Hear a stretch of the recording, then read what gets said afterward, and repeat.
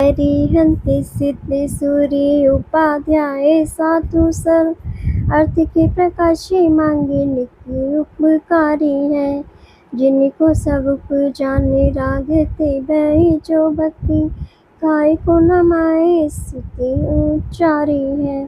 धन्य धन्य तिन्ह से काज सब आज भय खजूर बार बार वंदना हमारी है। मंगल कल्याण सुखी ऐसो हम चाहते हैं।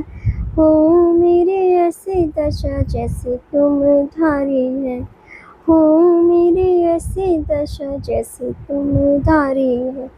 हो मेरी ऐसी दशा जैसे तुम धारी है। जय जिनेंद्र। हमारे YouTube चैनल जिनमार्ग में आपका स्वागत है। हमारा पद्म पुराण ग्रंथ चल रहा है। आप सब ध्यान से इसको सुने और स्वाध्याय का लाभ लीजिए। वैराग्य, विनय, विवेक, ज्ञान, मन, इंद्रियों का निरोध, ध्यान इत्यादि धर्म का आचरण करना एक देश चारित्र है। अनेक गुणों सहित जिनेंद्र भगवान का कहा हुआ चारित्र परम धाम का कारण कल्याण की प्राप्ति के लिए ग्रहण करना चाहिए। जो सम्यक दृष्टि जीव जिन आगम की श्रद्धा करता एवं पर निंदा नहीं करता, अपनी अशुभ क्रियाओं को छोड़कर संसारी प्राणियों से नहीं बने, ऐसा दुर्धर कठोर तप एवं संयम का साधन, ऐसा दुर्लभ चारित्र उसको धारण करने में समर्थ होता है।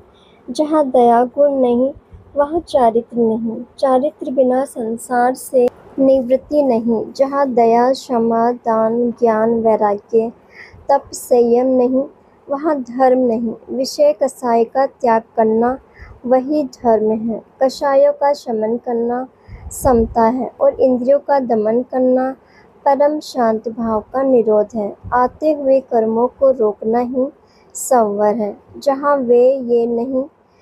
ये नहीं वहाँ चारित्र नहीं। जो पापी जीव हिंसा करते हैं, झूठ बोलते हैं, चोरी करते हैं, परस्त्री सेवन करते हैं, परिग्रह को रखकर आरंभ करते हैं, उनके धर्म नहीं। जो धर्म के निमित्त से हिंसा करते हैं वे अधर्मी, पापी, अधोगति के पात्र हैं। जो अज्ञानी जीव जिन दीक्षा लेकर आरंभ करते हैं वे साधु नहीं। साधु का धर्म आरंभ परिग्रह से रहित है।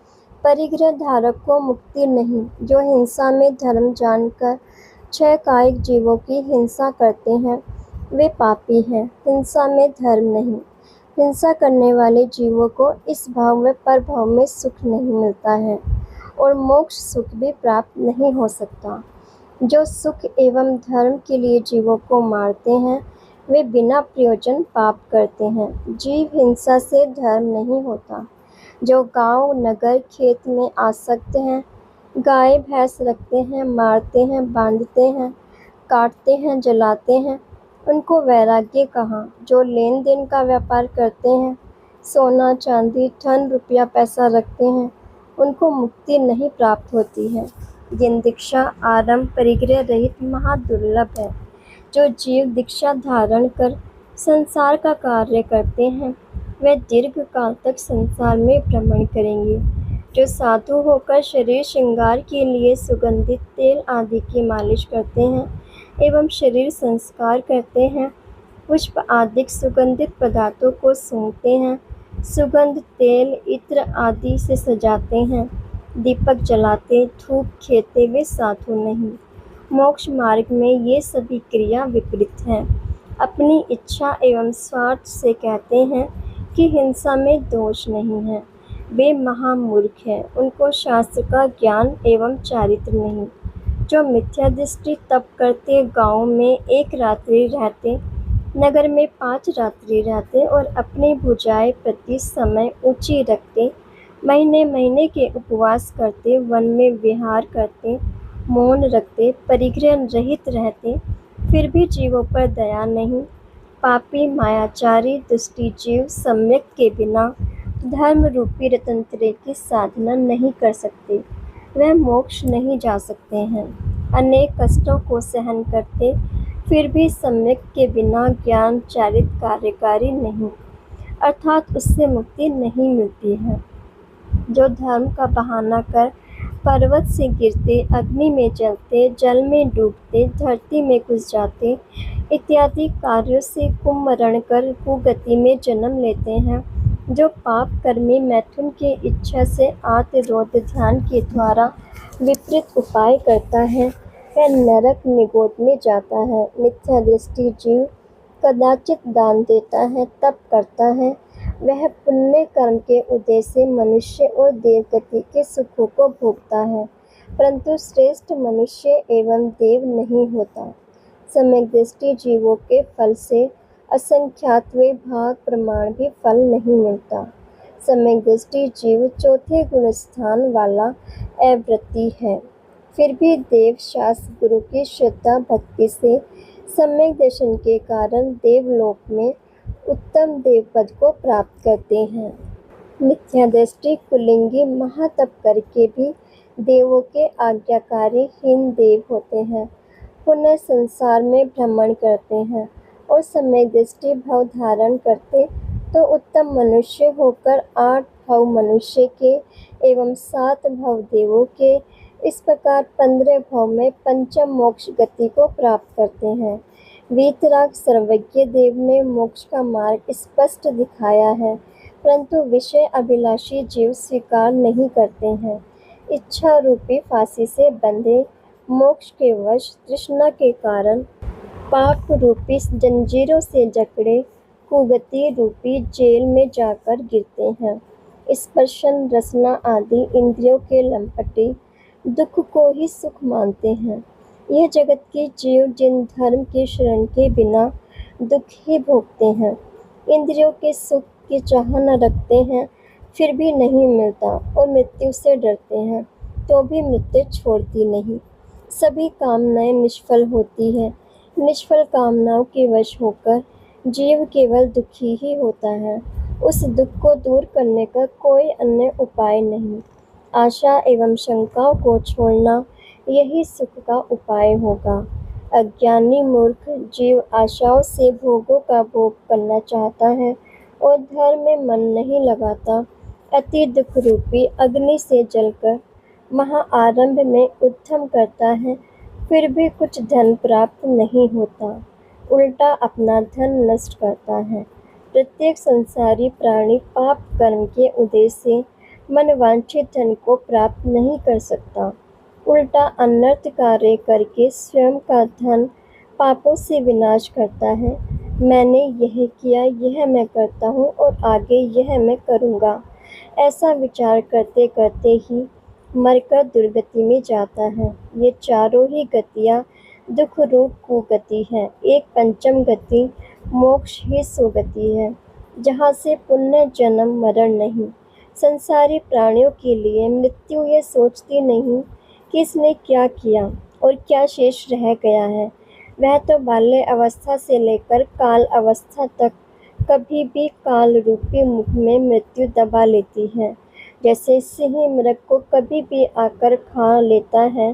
अहो यह अज्ञानी जीव अहित में हित की इच्छा करता है और दुख के कार्यों में सुख की इच्छा करता है, अनित्य को नित्य मानता है, अशरण में शरण मानता है। यह मिथ्यात्व रूपी अज्ञान का दोष है। यह मनुष्य रूपी हाथी माया रूपी गड्ढे में गिरकर दुख रूपी बंधनों से बंधता है।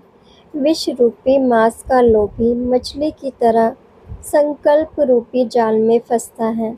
यह मनुष्य बैल की तरह कुटुंब रूपी कीचड़ में फंसकर दुखी होता है। जैसे बेड़ियों से बंधा मनुष्य अंधे कुएं में गिरा, उसका निकलना महाकठिन है, ऐसे मोह प्रेम स्नेह राग आदि फांसी से बंधा संसार रूपी अंधे कुएं में गिरा अज्ञानी जीव, उसका संसार से निकलना महाकठिन है। कोई निकट भव्य जिनवाणी रूपी रस्सी को ग्रहण करता है और गुरु खींचने वाले हैं तो वह उस अंधे कुएं से निकल सकता है। और अभव्य जीव जिन आज्ञा रूपी आनंद का कारण आत्मज्ञान उसको पाने में समर्थ नहीं है, जिन राज का निकट मार्ग भव्य जीव ही प्राप्त करते हैं और अभव्य जीव कर्म रूपी कलंक से दुख रूपी संसार चक्र में भ्रमण करते हैं। हे सैनिक, भगवान सकल भूषण केवली ने अपनी वाणी में यह कहा। तब श्री रामचंद्र जी हाथ जोड़ शीश झुकाकर कहने लगे, हे भगवान, मैं कौन उपायों से संसार रूपी भ्रमण से छूटूं? मैं संपूर्ण रानियां एवं पृथ्वी का राज्य छोड़ने में समर्थ हूँ, परंतु भाई लक्ष्मण के प्रेम रूपी राग को छोड़ने में समर्थ नहीं हूँ। स्नेह रूपी समुद्रों की लहरों में मैं डूब रहा हूँ। आप धर्मोपदेश रूपी हाथों के अवलंबन से मुझे निकालो। हे करुणा निधान, मेरी रक्षा करो। तब भगवान केवली ने कहा, हे राम, हे राजन, आप शोक नहीं करो। आप बलदेव हो। कुछ दिन वासुदेव भाई लक्ष्मण सहित इंद्र की तरह इस पृथ्वी का राज्य करो।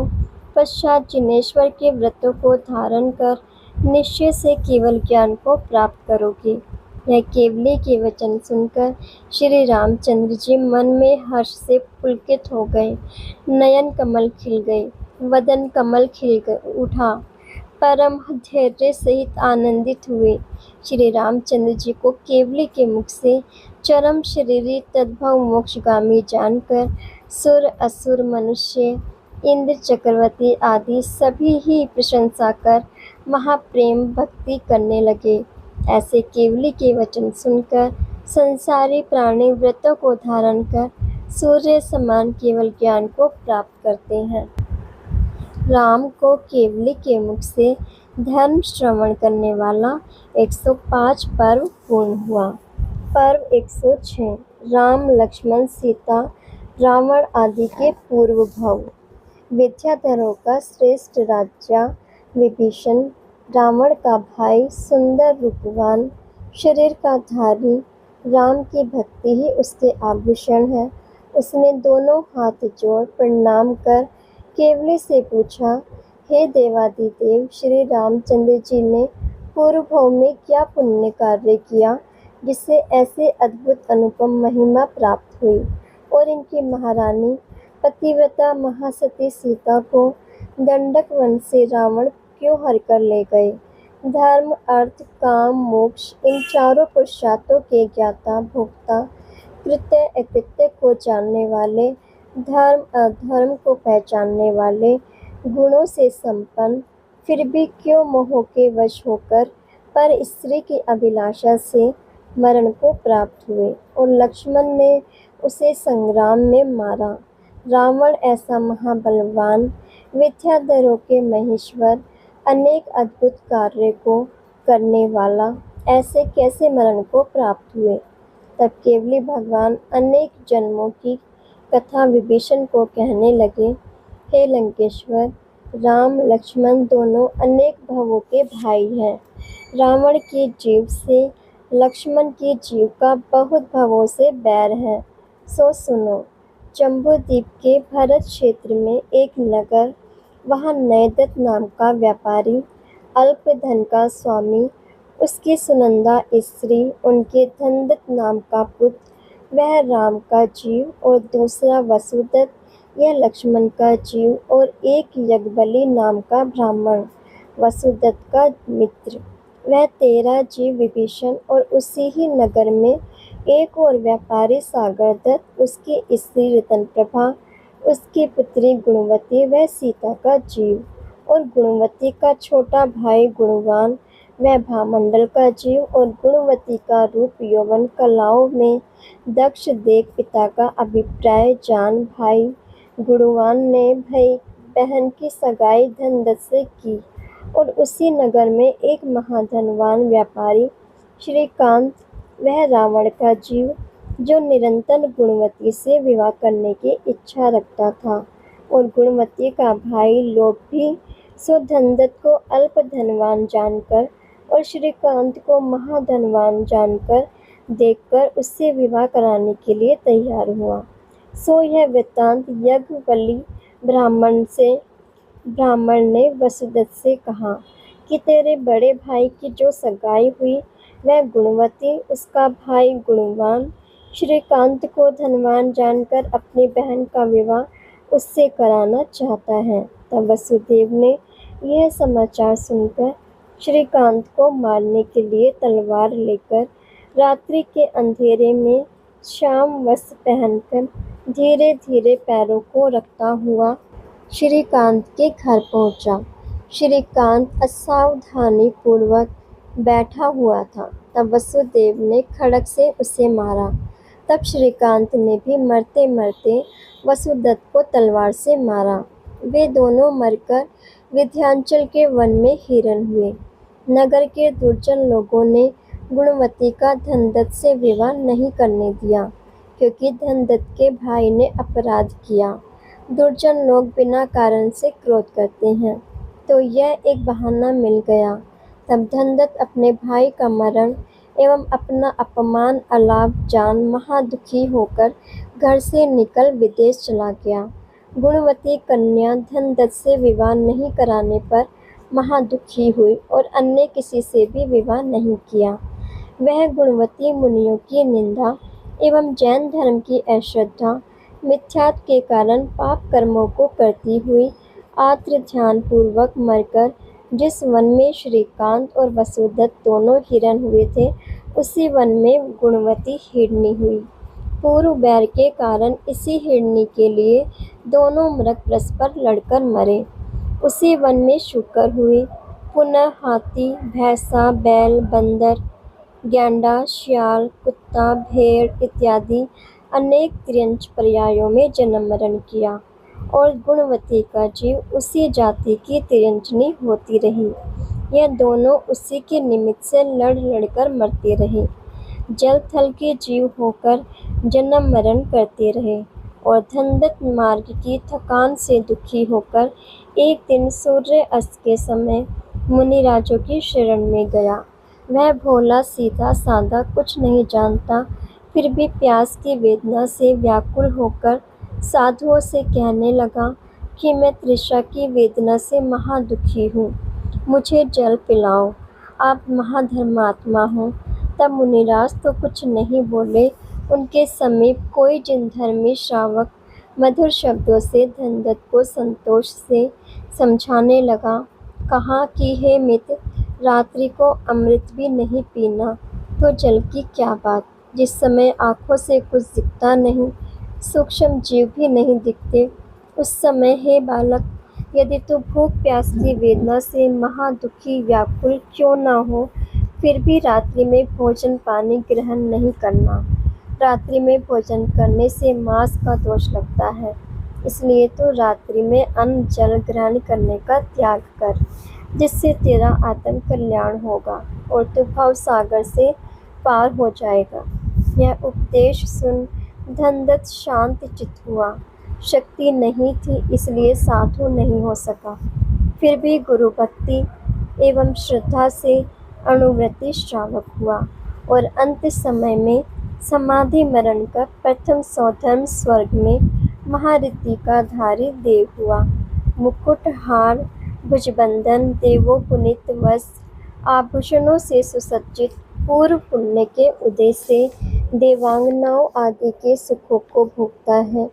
पुनः स्वर्ग से जाकर महापुर नगर में मेरू नाम का सेठ उनकी धारणी स्त्री उसके पदम रुचि नाम का पुत्र हुआ और उसी नगर में राजा छत्रछाया रानी श्रीदत्ता गुणों की भंडार थी। एक दिन सेठ का पुत्र पदम रुचि अपने घोड़े पर चढ़कर आया। मार्ग में एक बैल को मरते हुए देखा, तब घोड़े से उतरकर महादया से गदगद होकर बैल के कानों में नमोकार मंत्र सुनाया।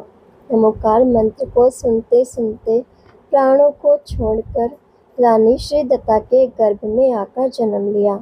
राजा छत्रराय के पुत्र नहीं था, इसलिए पुत्र के जन्म से अति हर्षित होकर नगर को सजाया। बहुत धन के द्वारा अति महासुंदर उत्सव किया। बाजों की ध्वनि से दसों दिशाएं गूंज उठी। यह बालक पूर्व पुण्य के प्रभाव से अपने पूर्व भवों को जाति स्मरण से जानने लगा।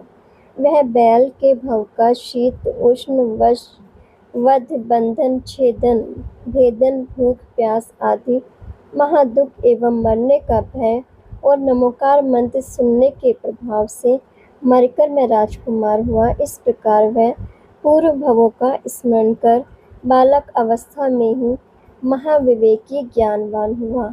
जब यौवन अवस्था हुई तब एक दिन विहार करता हुआ बैल के मरण स्थान के पास गया।